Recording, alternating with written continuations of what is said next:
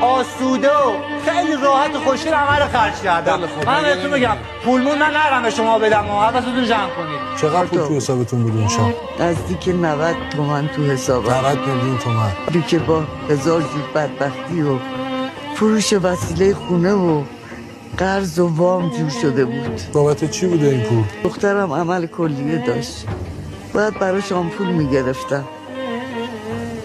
رفتم که آمپولا رو بگیرم، کارت کشیدم، گفت موجودی نداری. چند بار کارت کشیدم. الان دخترتون کجاست؟ دخترم زیر خاکه، از چند بار اینجوری من آروم بگیرم دیگه. مادر غلط کرد، مادر غلط کرد. برو خدا حلالم کن. تو رو روح بچه، تو رو روح دخترم حلالم کن.